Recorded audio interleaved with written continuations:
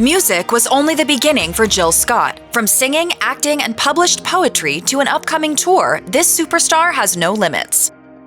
Jill Scott was born in North Philadelphia in 1972 and was raised by her mother Joyce Scott and her grandmother Blue Babe. She was an only child, and as she explained to Jet, she received no shortage of love from her family. The love that Scott felt as a child may have contributed to her success as she got older. Scott told the publication, "I really do believe that makes all the difference in the world. Whether you are rich or poor, you know that there are people who love you whether you succeed or fail. It makes you stronger and makes you willing to try." Even in the beginning, Jill Scott was a performer. In an interview with Rolling Stone, her mother said, "She would read stories to my friends and act out the characters. She learned at a very early age to be the center of attraction and accept it." Many parents will tell you that their kids love to be the center of attention, so Scott's theatrical behavior as a child may not seem all that unusual. However, according to her mom, other people around Scott noticed she had a spark that other kids didn't possess. She recalled to Rolling Stone, "Once a principal told me, Jill is a little butterfly and the other kids are flies. I was insulted by his wording, but at the same time, he too knew that she was different." As Scott got older, her unique talent became all the more apparent, and eventually her fame would prove this. With 3 Grammys under her belt, not to mention a successful acting career, it's clear to see that what her family and her principal saw in her as a child was indeed something special.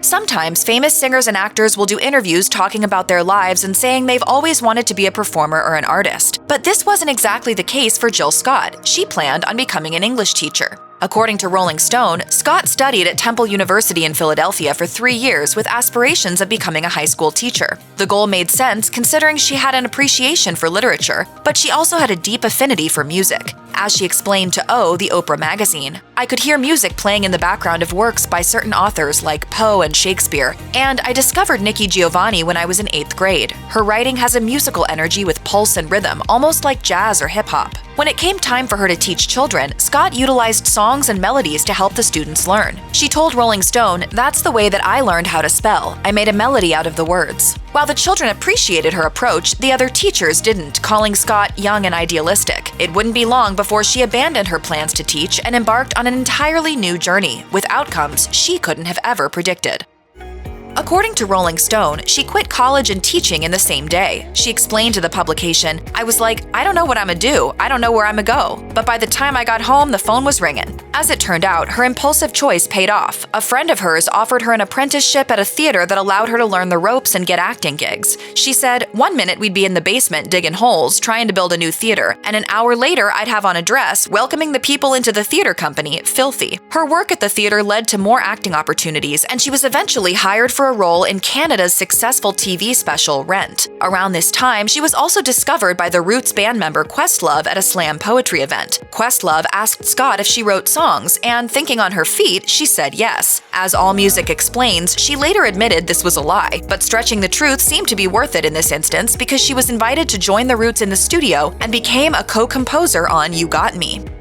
With 3 Grammy wins on top of 14 Grammy nominations, to say Jill Scott has had a successful music career is an understatement. Her work took off soon after she dropped her first album, Who is Jill Scott? Words and Sounds Volume 1, in 2000. The album earned Scott her first 3 Grammy nominations and popularized her soulful, poetic voice in the R&B genre. But this was only the beginning. Over the years, she's released a total of 7 critically acclaimed albums. Fellow R&B star Erykah Badu told Rolling Stone, "Her music takes me back to the grassroots. It's simple, whimsical, very dreamy. She makes me cry. She makes me feel me." Rapper Tyler, the Creator, also expressed his appreciation for Scott and her first album when he tweeted in 2020, "20 years ago, this album flooded my ears, being the soundtrack for that summer and shaping my ears into what they are now. I hold this body of work very close to me." In addition to being a successful musician, Jill Scott became a prolific actor, with one of her first roles being Donna Williams in the hit series Girlfriends. Some of her most well-known works include Why Did I Get Married in 2007 and the 2019 TV series First Wives Club. Despite it all, Scott has stayed humble. In fact, she doesn't identify much with fame at all. In an interview with Jamel Hill, she insisted she wasn't a celebrity, saying,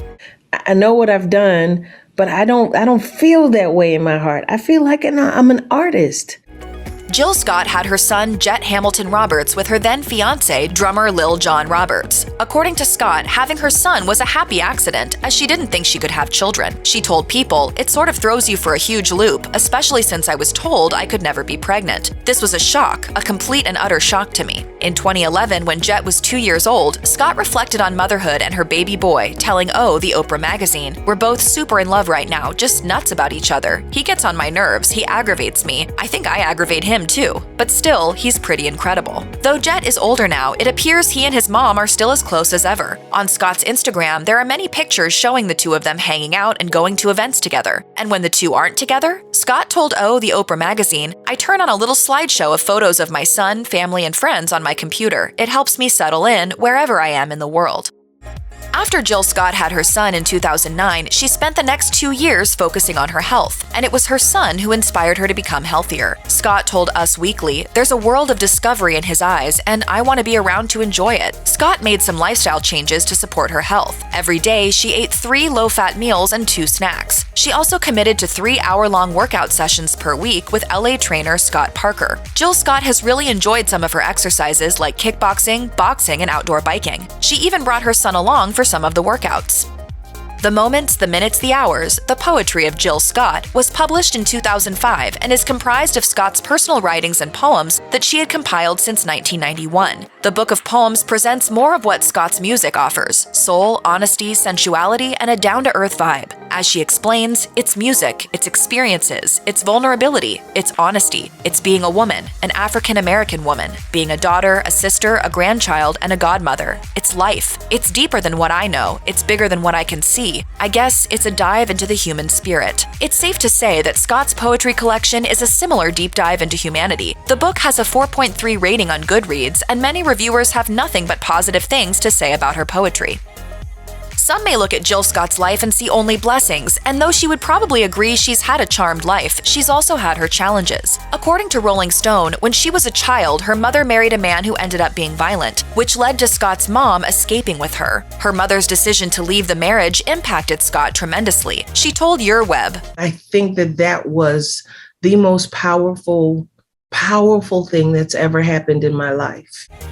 As an adult, she's had some ups and downs in her relationships, particularly with her ex-husband Mike Dobson, whom she divorced after a year of marriage for, quote, inappropriate marital conduct. Despite it all, she remembers to keep her head up. She explained to Rolling Stone, "Positivity and peace is not a bus stop you get off at. You're gonna have to work on it every day for the rest of your life." On February 28, 2023, Jill Scott will embark on a tour for her debut album, Who is Jill Scott? Words and Sounds Volume 1, celebrating 23 years since the album's release. Scott had planned a 20th anniversary tour for her first album back in 2020, but the coronavirus pandemic put a stop to those plans. In a statement shared by Billboard, Scott said, "My band and I were so excited 3 years ago, but COVID shut us down. Now we outside. Come see me. Come feel again. Relive your favorite moments. It's a lot of love here." Scott will be performing across the country from February to June, and the tour will feature all major hits, including Gettin' in the Way and A Long Walk. On social media, she put out a video acknowledging all the requests she received from fans to add more cities and countries to her upcoming tour. With a gleaming grin on her face, Scott described the response to her tour as completely overwhelming. She wrote, "Thank you so much. I'm going to do it. We are going back on the road. I'm bringing the show where you want me to. I can't wait to see you." Even though it's been over 20 years since she became a household name, Jill Scott proves that up until now was only the beginning, as more success awaits her.